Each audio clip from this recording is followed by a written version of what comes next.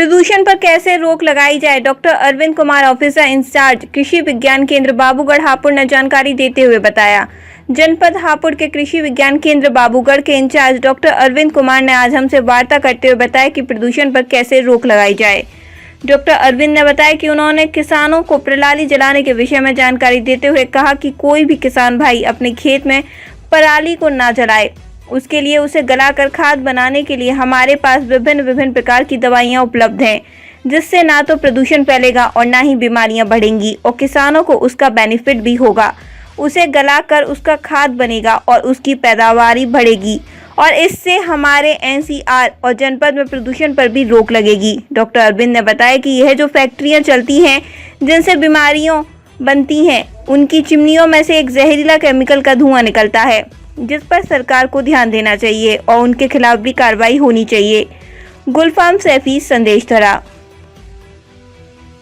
मैं डॉक्टर अरविंद कुमार यादव हूँ और कृषि विज्ञान केंद्र बाबूगढ़ हापुड़ पर प्रभारी अधिकारी के तौर पर मैं कार्यरत हूँ। डॉक्टर साहब, ये जो जनपद में प्रदूषण फैल रहा है, इसके बारे में क्या कहना है आपका?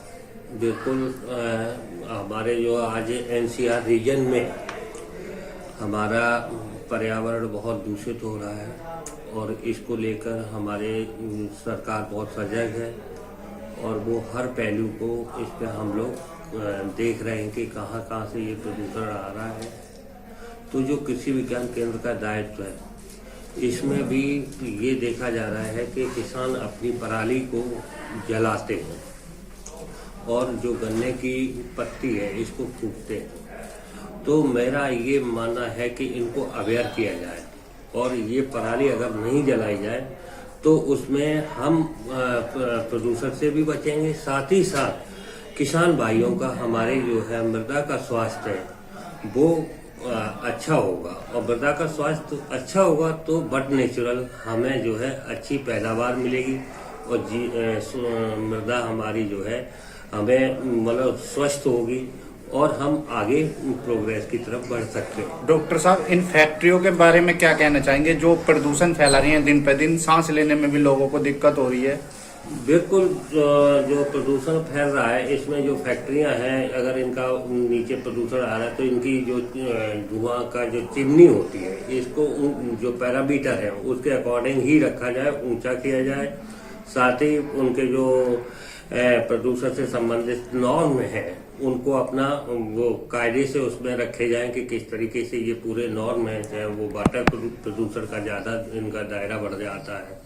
साथ ही हमारा जो दायित्व है कृषि विज्ञान केंद्र का, उसके लिए हम लोग जो है हमारे पास एक फसल अवशेष प्रबंधन की योजना है, जिसके अंतर्गत आज आप देखेंगे कि हमारे यहाँ हॉल में हमारे के लगभग हमने आज 50-60 किसानों को बुलाया है और इनके साथ आज हम लोग डिस्कशन करेंगे कि जो बीज भी दे रहे हैं उन्हें और डेमोन्स्ट्रेशन भी लगाएंगे उनके साथ।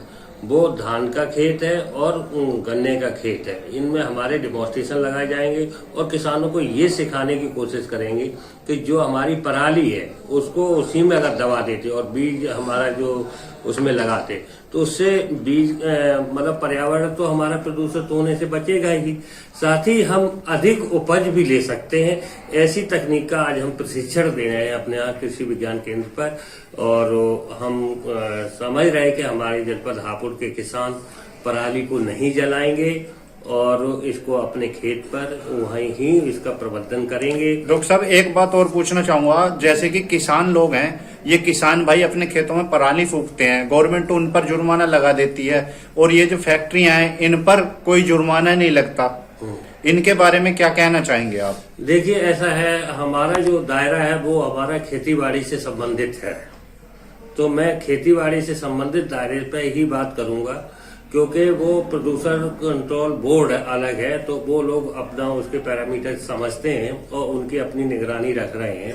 हमें निगरानी रखनी है किसानों के साथ। किसानों के ही बारे में मैं जानकारी चाह रहा था आपसे, जैसे कि किसान भाई अपने खेत में पराली जलाते हैं, उसका धुआं जो होता है उस पर उन पर जुर्माना लगा देती है सरकार, लेकिन ये जो फैक्ट्रियां हैं इन पे कोई जुर्माना नहीं लगता है। प्रशासन अपनी तरफ से फिर भी बहुत कोशिश कर रहा है प्रदूषण को रोकने के लिए। आए दिन फैक्ट्रियों को नोटिस भी दिए जा रहे हैं, लेकिन फिर भी जनपद के अंदर इतनी फैक्ट्रियां हैं, जो प्लाई बोर्ड की फैक्ट्रियां चल रही हैं, उनकी चिमनियों से काला धुआं निकलता है। उसमें लोगों को सांस लेने में भी कठिनाइयों का सामना करना पड़ रहा है।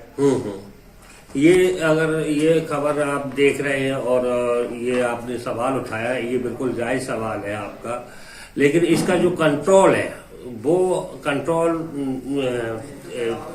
प्रशासन का है। और वहाँ पर हम समझते हैं कि ये अगर खबर जाएगी तो प्रशासन इस पर समझेगा और इस पर जो पैरामीटर हैं फैक्ट्रियों के उनको संज्ञान में लिया जाएगा और उसको आगे उसको नियमित करेंगे। और जहाँ तक हमारा सवाल है कि हम लोग जो कंट्रोल है मेरा वो है किसानों को अवेयर कराने का। इसके अवेयर कराने में हम लोग कोशिश ये करेंगे कि हमारे जो छात्र हैं वो भी अवेयर हों। तो मैं अभी तत्काल प्रभाव से जो स्कूल है और जो डिग्री कॉलेज है, 2-3 स्कूल और डिग्री कॉलेज के अंतर्गत हम ये कार्यक्रम बच्चों को जरूर बताएंगे कि हमारे जो प्रदूषण से हम लोग कैसे बचें, या जो अवशेष है उसका हम प्रबंधन कैसे कर रहे हैं, कि हमारे पुआल है उसको काट के अगर हम जैविक खाद है वो भी कैसे बनाएं, केचुआई खाद है उसको अगर घर में भी हमारा जो अवशेष रह जाता है उससे हम सब्जियों का जो बचता है उससे भी हम खाद को हम कैसे तैयार कर लें, ऐसी जो तकनीक है। और फसल जो है वेस्ट डिकम्पोजर है, जो हम जल्दी सड़ाने अवशेष को जल्दी सड़ा देता है, इसके बारे में ऐसी तकनीक है हमारे पास कि इसको हम जरूर अवेयर करेंगे। इससे किसान हमारे निश्चित रूप से हमारे जनपद के किसान बहुत अच्छे हैं और बहुत जल्दी समझते हैं। मैं समझ रहा हूँ कि उनके साथ मिलके और ये भयावह जो हमारा ये प्रदूषण है इसमें हम लोग कामयाबी हासिल करेंगे। Thank you.